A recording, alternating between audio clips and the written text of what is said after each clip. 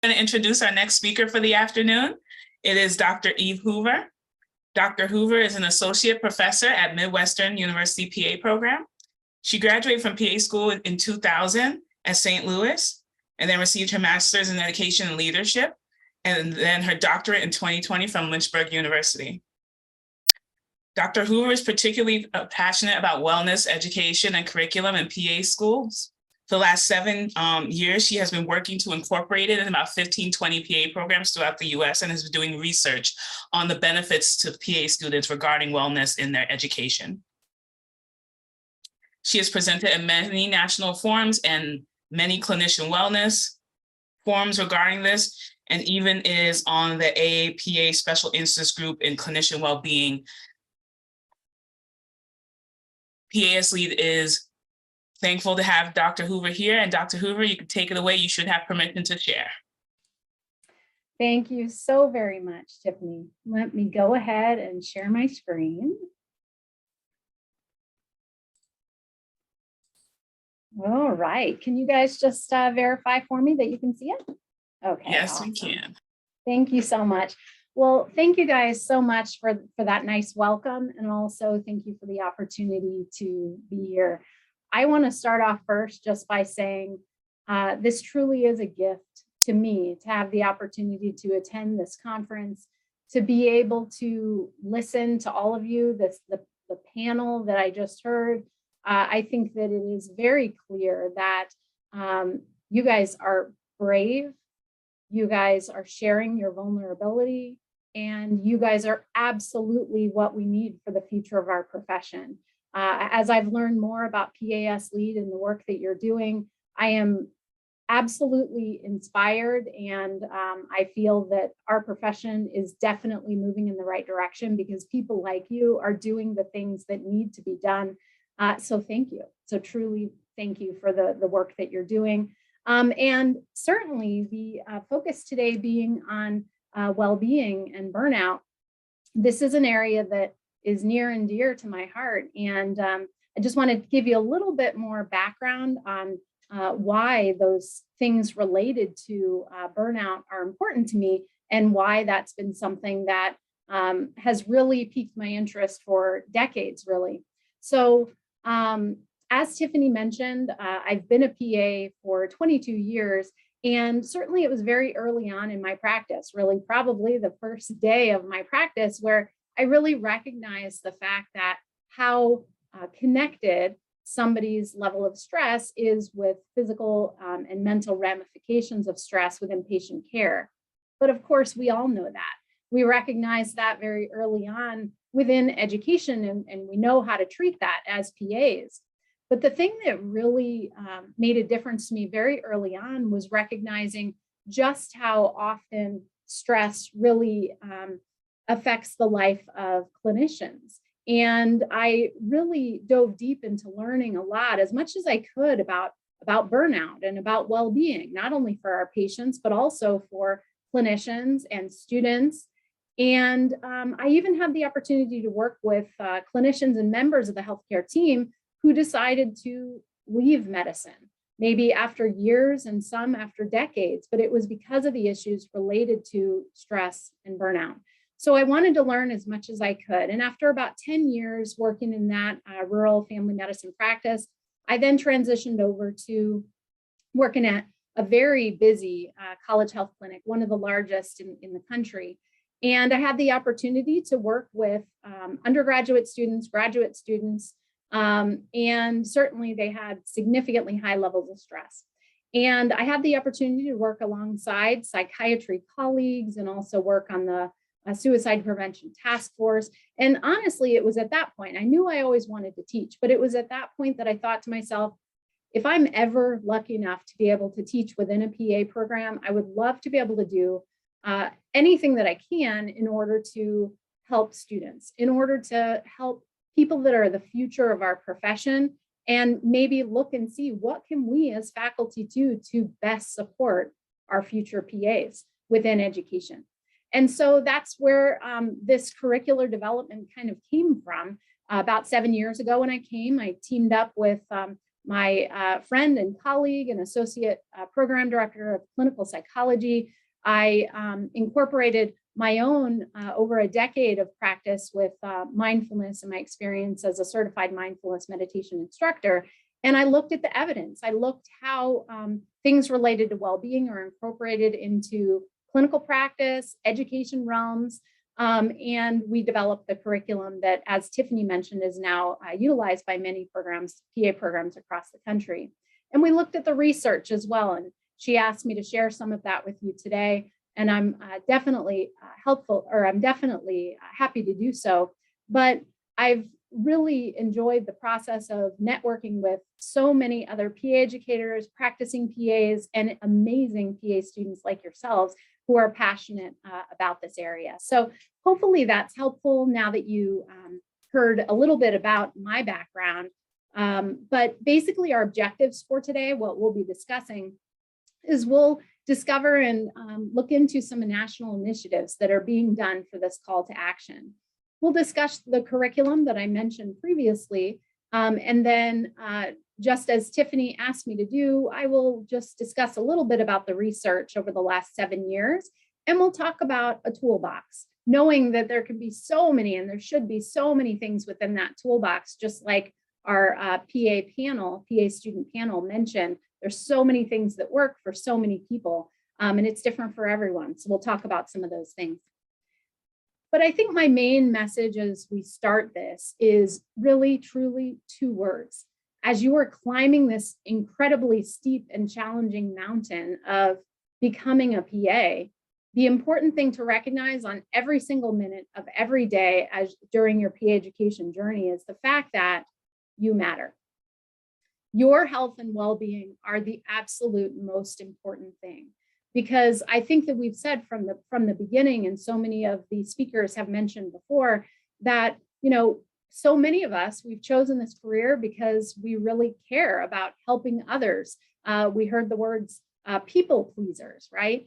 But it is absolutely so fundamentally important that we recognize from the very first day and at every minute of the day that we have to put on our own oxygen mask before we can help other people around us. That you truly do matter. And many times when students come in, they may think that things related to self-care or well-being, they're the soft stuff. That's not the important stuff.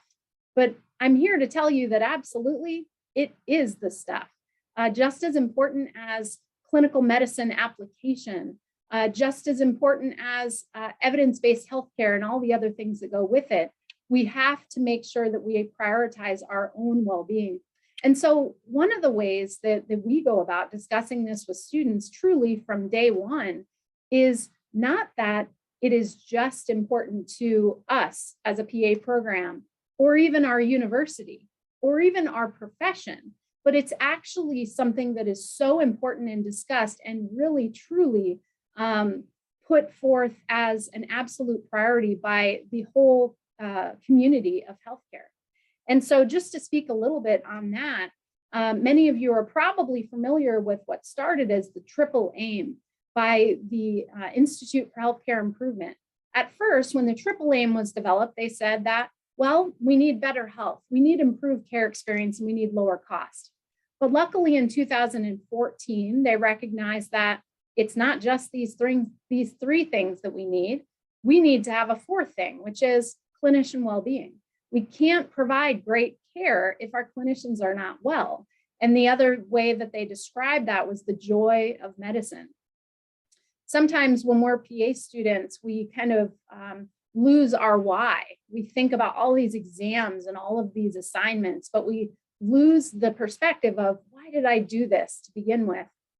And actually practicing PAs, sometimes that happens as well. So what they suggested is that there be so many more resources so that we could rediscover our joy of medicine and really be well in the process. But what really makes me happy, especially with the important work that you all are doing related to social justice and health equity, is that in 2022, which it blows my mind that it took this long, but in 2022, they recognized that this really needs to be a quintuple aim. Health equity is absolutely an essential part of this process to allow for continued healthcare improvement. And our profession says it as well. They say that, well, we need to be emotionally resilient, and we need to be able to demonstrate these types of things that go along with well-being in order to be competent as a PA. And so how do we go about doing that? Well, as I mentioned, it's not just our profession, but it is so many healthcare leaders. It spans every organization, and there is a national initiative for clinician well-being and resilience. I actually really enjoy and am quite honored to be able to sit on the National Academy of Medicine Action Collaborative and Clinician Well-Being Task Force with it's 3 PAs that are actually sitting on this task force. And we have all recognized that clinician burnout has reached crisis level. But the good news is that people are doing something about it. It's not just recognizing it's a problem, but it's finding solutions as well. And over 100 organizations are working on this call to action. So on this action collaborative that I have the honor to be involved with, just in the last, I think it was about 3 weeks ago, we actually released the National Plan for Health Workforce Wellbeing through the National Academy of Medicine. I encourage you guys to take a peek at this. And I'll make sure that the slides are given over to Tiffany so that you have access. But basically, one of the main things that I want to point out is that what we've discovered from the people that thousands and thousands and thousands of people who have shared such important perspectives is that this needs to be a collective action. This needs to allow for sustainable system-wide changes. And one of the main players that they recognize that are important in the national plan is actually academic institutions, clinical training programs, and accreditation bodies. Because of course, we as PA educators and institutions of academia, we need to be able to empower our students to be well, prioritize their own well-being, and discover whatever tools, whatever adaptive coping strategies are most helpful to them. So again, I think we're headed in the right direction, but we have a lot of work to do. So as I mentioned, accreditation bodies are part of the solution. And luckily within PA education, they recognize that the curriculum must address personal wellness, including prevention of impairment and burnout. One article that I really, really like by Johnson that was published in 2020 said that over 77% of PA students report the desire for learning about stress reduction. They want to learn about things related to well-being and burnout, how to handle failure and work-life balance. And over almost 3/4 of students said, I want to learn about things like mindfulness. This didn't surprise me at all because we've been incorporating, it'll be the 8th year this next year that we've had our wellness curriculum. And I get lots of feedback from students, and it's very much the same, saying that they want to learn about these important concepts. And so really another big message that I want to share with you all is that there is no doubt in my mind that you all are change makers for our future, for our profession, for our future, for our patients as well, and the greater healthcare community. I think that, Harrison mentioned that it's important for you all to recognize your power. And I just want to echo those words as well. I have been so inspired by PA students that I've had the honor of working with who voice their thoughts about well-being, about burnout and burnout reduction strategies. I have been for 7 years the faculty advisor for our student government, and it's incredible some of the things related to wellness, optional lunch and learns, and all kinds of things that our students have put into action. And so I encourage you with the passion that you obviously have for this important area to communicate that message to people around you and continue communicating it well beyond your graduation, because I really do believe it will make a difference. And so there's so many things that could be included in the well-being toolbox. As you guys mentioned previously on the panel, one thing that works for one person may not work for another, and that's absolutely true. And that's one of the first messages that we give to our students. While we do incorporate discussions regarding mindful awareness and as it relates to medicine, We certainly encourage students to just expand their well-being toolbox and really incorporate whatever it is that they feel is helpful for them. But the other thing I do think is important to point out before I go any further is that when I mention things related to individual strategies, which is really what we're going to be focusing on today, that this is not something to say that we think that PAs should, or PA students should put a Band-Aid on of just maybe meditating or just taking some breaths and that should fix everything. I actually wrote a paper with Carrie Bernard. She is an absolute advocate for everything well-being related to PAs. She lives in Alaska. And so we actually wrote this paper speaking to that specifically, which is, it is not just all on the shoulders of us as PA students or PAs in order to make ourselves well. As Harrison mentioned, there needs to be systematic changes, organizational strategies, national initiatives. But again, I do believe that we as PA students and PAs really have the power to make meaningful differences in these areas. And truly, as I said here, we are healthcare leaders, both formal and informal leaders, every single one of us, and we can pave the way for wellness by making it a priority for ourselves, for our teams that we work with, whether it be our classmates, our university, our profession, or the future clinic that you're part of. And that we need to do things that will encourage psychological safety, that will really allow people to be vulnerable and communicate, and also truly eliminate mental health stigma. So again, I get goosebumps when I listen to you guys speak because I can really see that you guys are the transformation that we need within our profession. So thank you. So speaking a little bit, Tiffany asked me to discuss our curriculum within our program. And so basically what we do is within our program, we have 5 weeks during the first 10 weeks of PA school that are focused on mindfulness and the relevancy to medical practice, and specifically focused on well-being. As you can see from the breakdown here, we define key topics. We talk about stress, we talk about burnout. But on every single one of these sessions, we actually practice mindful breathing, being aware of our body and our breath. We do it as a class. This is not required, but we take time aside every single class session. In week number 2, as you can see, we discuss the differences between formal and informal practice.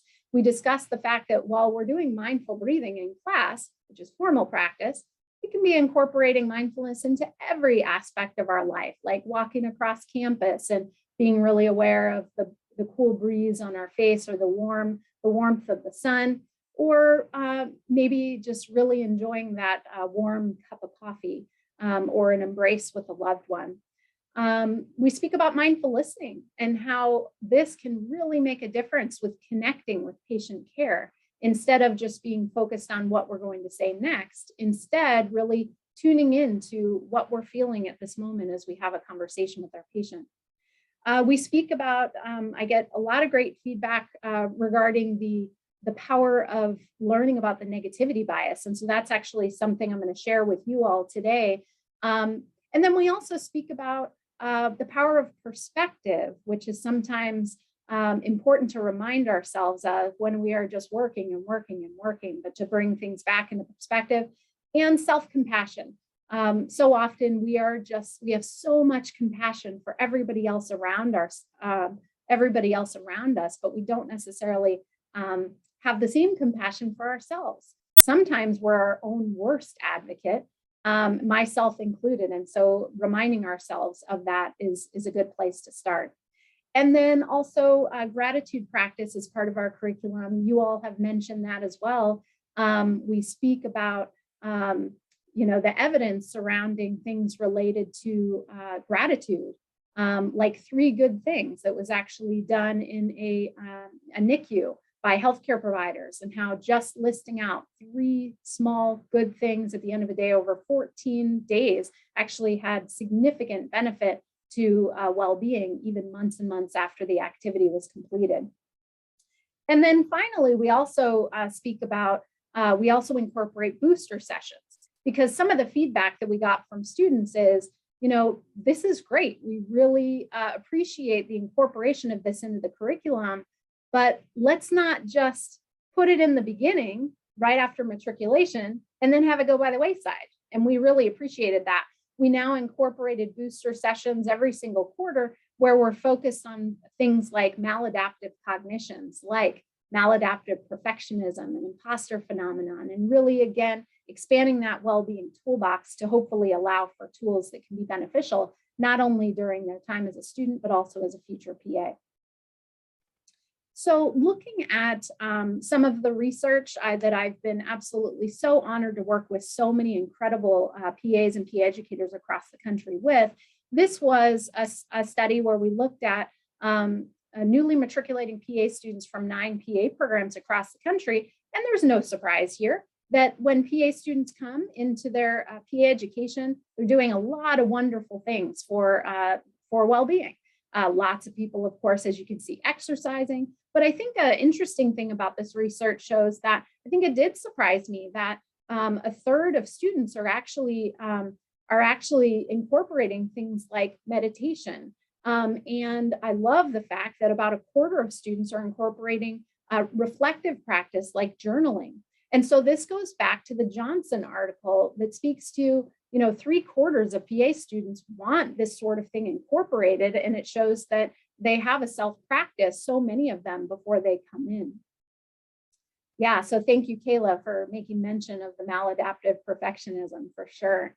And then another study that we looked at is really looking at, okay, so if we incorporate a very small well-being curriculum, because of course we know that the suitcase of PA education already has so many things in it, right? And so PA faculty sometimes are like, how would we incorporate something more?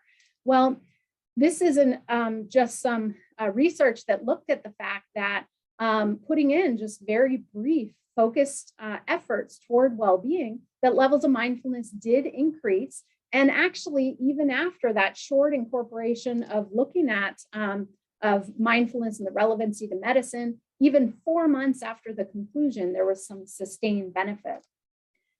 Looking also at the fact that not only did the levels of mindfulness increase, but that the levels of mindfulness actually, this is what mattered, predicted changes in perceived stress, and the changes in mindfulness actually predicted changes in life satisfaction, not straight after the intervention, but also at 4-month follow-up.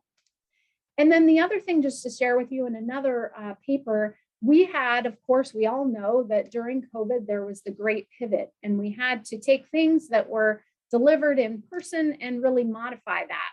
And so this allowed us to look at, could it be possible? Is it effective to not only provide well-being curriculum in person, but could programs have more flexibility to be able to incorporate that virtually as well? And what we looked at the different years that the curriculum was offered, and that we did find statistically significant improvement in measures of mindfulness that mitigated decline in life satisfaction or perceived stress, whether it was given in person or virtually across 9 different PA programs. But that's all like that data and that research. But I want to just check back in with you guys and let you know the thing that matters the most to me is the feedback from the students over the last 7 years. And really the evaluation comments year after year, but also that face-to-face dialogue that we have, the fact that graduates keep writing me after they've graduated and letting me know, even some that said, it wasn't something that I really utilized during that first year, but the second year it was really helpful. Or even something like, I didn't use it the first or second year, but man, I use it all the time now out in clinical practice. So whatever it looks like for each individual, I think the most important thing to me was that from day one, students let us know that this was a reminder that they matter. And they recognize that they are their own priority, and that we want to tell them that from day one, because it is absolutely so true. And so how do we cultivate a culture and community of wellness within PA programs? If National Academy of Medicine is recognizing that really we are a main player. We have to make sure we incorporate this within academia to allow you all to expand your toolboxes. There's a million ways that we can do it. And first off, if you'd like, I'd love for you guys to participate in the Padlet. So you can look at the QR code. I have actually put on the QR code, I've put resources, a wellness resources for PA students and educators for you. Certainly that includes a lot of resources, but I think that you all have such important information to share. And the picture on the right, I just want to remind you guys that truly you are all a mentor to someone. And you're probably a mentor to lots of different people right now without even knowing it. And so I would love for you on that Padlet to be able to put your own well-being resources, share them with your classmates, share them with us as a community, because I think that, you know, it's important to really recognize that in a very short period of time, you all are going to be not only mentoring your classmates and other people, but other members of the healthcare team. So many of you are probably going to be future preceptors, and you're going to be mentoring your collaborating physicians that you have the opportunity to work with, you know, all these types of things. We really are a team. And so I would love to be able to hear from you. I can't wait to look at the Padlet after we're done, but really add that on, because one of the things that research tells us is that it really truly within PA education should be a culture of well-being. And in order to do that, it's us kind of coming together to do it together, and it makes it stronger.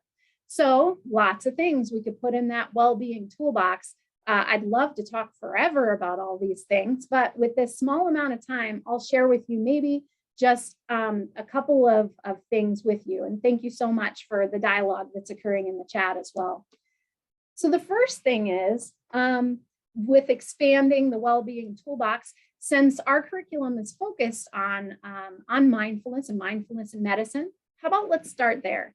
You know, this is certainly a buzzword of late, but basically, Dr. John Kabat-Zinn, who was the developer of mindfulness-based stress reduction, he tells us that mindfulness is defined as the awareness that arises from paying attention on purpose on what's happening right now in this present moment, but not judging it as good or bad or right or wrong. And that sounds super easy, but of course it's not. Our minds are going 100 miles an hour. So it's a really simple concept, but it's not easy. And so maybe if you guys want, you can just take a position that's comfortable. And if you want, you can close your eyes. If you like, you can keep them open. That's perfectly fine. I'll keep my eyes open. And you can just start with a deep breath. You can even stretch if you'd like. That feels good for you. Now I invite you to bring your attention to your feet as they make contact with the floor. Do you feel any warmth in this area? Do you feel any tingling?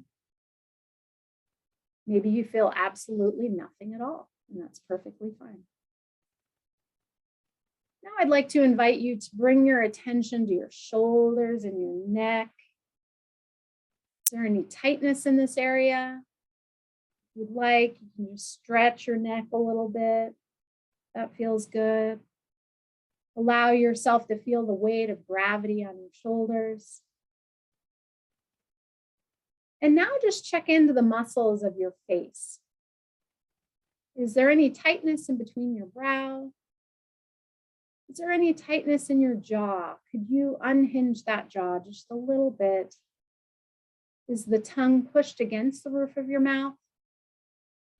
Or can we allow it to just lay heavy?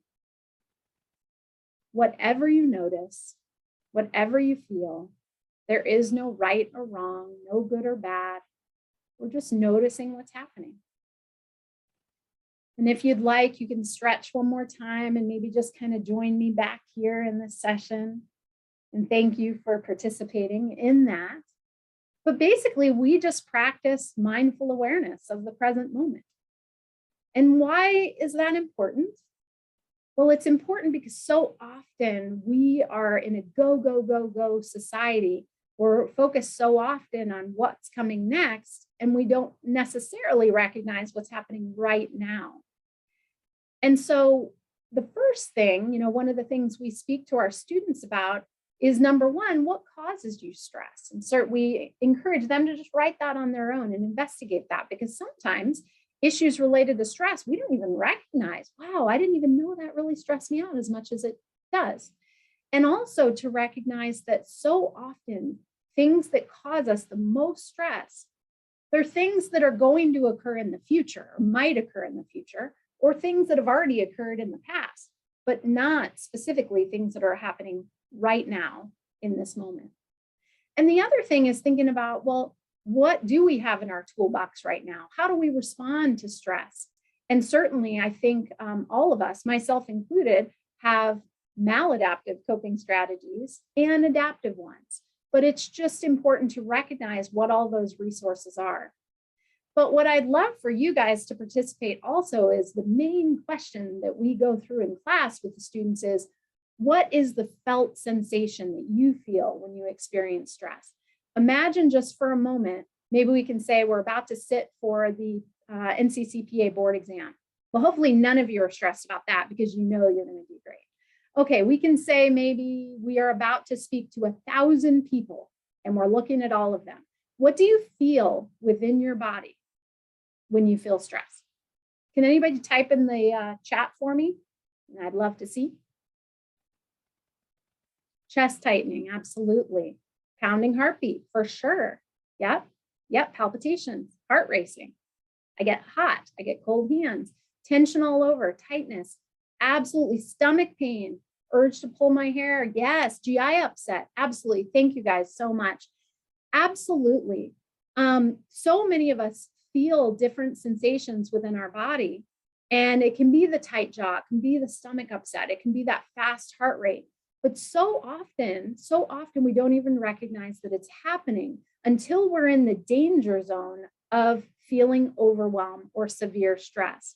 So what we like to do is recognize those feelings so that we can recognize when they're happening before we hit the danger zone. So often, so many of us, we know exactly how much gas is left in our gas tank. We know how much power is in our cell phone and how much power is in our laptop right before it's going to go. But we don't necessarily know if we are going into the realm of danger zone until, unfortunately, we're already there. So sometimes if we can tune into those sensations of what we feel when we're stressed, we can then recognize, I notice it. That's what's happening. And then we teach our students about PBR, pause, breathe, and respond. Just to get that slight pause in there, even a few seconds, just to recognize. We're not labeling those things as the stress being good or bad or right or wrong, but we're recognizing it's there. And then we can have the power to respond in a way that's serving us rather than autopilot reactivity. All right. So the thing I want to touch on here is the next thing to expand our well-being toolbox, which is negativity bias, as I mentioned previously, which is the focus of one full week of our wellness curriculum. And one of my favorite researchers in the area of the negativity bias is Dr. Rick Hansen. His book, Resilient, I love. It's in the references for you if you want to look it up. But basically how he speaks about the negativity bias. First off, I just want to mention that stress, we talk about stress. I want to make sure that I just mentioned stress isn't all bad. Stress can be an awesome thing. It can be a motivator. It can cultivate creativity, right? But when we talk about stress and responses to stress as they could potentially be negative, we're talking about when stress leads to maladaptive coping strategies. So the negativity bias is something that was made thousands and thousands of years ago within our brain in order to allow us to survive. When we were looking over our shoulder on whether or not a tiger or a bear was running after us, we needed to always be in a situation where we would always look and have this negativity bias to survive. But luckily, we are not always in that situation any longer. But the fact is that the way that our brain has been made, that negativity bias is extremely, extremely common. And what Dr. Rick Hansen shares with us is the fact that the negativity bias within our cognition is like extremely strong Velcro. things are so sticky when they are negative to our brains. Whereas things that are positive, even if they're really a big positive, are like the most expensive Teflon pan you've ever had, and the things just slide right off. And actually, his research shows that we really need 8 positive experiences before we can deal with 1 negative experience. Another way that he describes that is that negative experiences scream at us, whereas positive experiences barely whisper. And so you could imagine if we, with our own internal dialogue, are constantly super, super sticky to these negative situations, that can lead to ruminative thoughts and anxiety and worsening issues related to the one negative issue that did occur that might not be that negative after all. And so I'm sure you guys can relate. I can definitely relate to the negativity bias, but maybe we can just look at, perhaps you're on top of the world with this thing called PA school. Like, you are doing incredibly well, a lot of different accomplishments. You're getting these amazing grades like B- and B and all these wonderful grades. You're learning so much because, of course, grades aren't a measure of everything, right? You're getting lots of feedback from your standardized patients, from your patients out in clinical practice, and your classmates as well. You're getting feedback from your family members, which is like, man, you're doing wonderfully. And let's just say maybe you win the trophy for your local sporting events that you're doing, for your Challenge Bowl competitions, or maybe you're like, if there's actually a trophy for this thing called PA school, I think I should earn it. So maybe not quite like that, but I mean, you're really feeling good about yourselves. And then what happens? Maybe you fail a test, okay? Or maybe you get a C. And then what happens with the negativity bias? We no longer can see any of those other things that are occurring within our lives, all those endless numbers of positive experiences, but sometimes we are just so sticky to that one lower grade or that one negative experience. And so when we talk to our students about this, it's not even that we are saying we want them to change that, right? It's just to be aware of it. And so Dr. Rick Hansen speaks about neuroplasticity and the benefit, evidence-based, surrounding things like gratitude, positive psychology, mindfulness, neurons that fire together, wire together. And so it takes practice. Again, I mentioned it's not easy, but it is a simple prospect, but it takes so much practice to be able to recognize that that's happening and be able to say, I see that. That's a negativity bias that's happening right now. And then we're in charge of however we move forward from that. And so I like to talk to my students about the fact that mistakes can be a very powerful thing. I want them to be empowered by making mistakes. We have a student or a faculty panel that we actually share mistakes that we've made within education, within clinical practice. And we want them to understand, this is covered when we talked about maladaptive perfectionism, that to me, making mistakes provides the roots of your learning, the things that you will remember for the rest of your career. The trunk are the things that we teach you, and then you have the ability to grow all of those leaves and those flowers that are going to come from that to make you incredible PAs. None of us are perfect. Thank goodness. I wouldn't want to be perfect, right? It's impossible. And so it's so important to recognize that mistakes will happen and we want to grow from that. So the last thing I want to talk to you about with expanding the well-being toolbox is work-life balance versus the juggling act. So remember, yes, the pack rat, I hear you. So remember that our PA students in the Johnson article spoke about the fact that they want to learn about work-life balance. And you all mentioned that a lot in your panel as well. Now, a lot of wellness experts recommend, instead of thinking of it as a balance, instead to think about it as a juggling act. And so what do you guys think? When you see this picture, what are you afraid of? Type it in the chat. Yeah, exactly. Yes, unanimous here, right? Falling. And a lot of our students will say that sometimes that actually falling feels like failing. when they fall off the work-life balancing act, right? They feel as if they are failing. So instead, what the wellness experts recommend is that from day one, and this is what we talk to our students about from day one, look at it as a juggling act. Think for a moment that the things that are absolutely most important to you, your priorities in life, which I would love it if absolutely everyone has their highest priority of themselves. Make your health and your wellness as the #1 priority. And then the other things that are absolutely most important to you, maybe it's your closest friends and family members.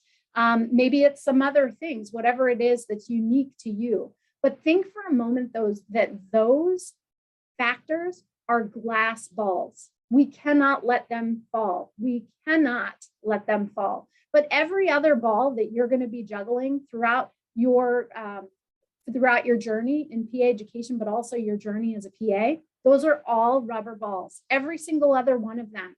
They will fall from time to time, and they're going to bounce. You're going to be able to pick them back up. But make the priority, make the absolute commitment, figure out what those glass balls are for you. And I encourage you to do that today. I had somebody tell me once that PA school to them was like a gas. It's within a container and it is going to permeate into absolutely every single nook and cranny. But make the determination today and keep it for the rest of your career that sure, it's going to, being a PA student is going to incorporate a lot of different aspects of my life, but I'm going to have these boundaries right here and stay with them.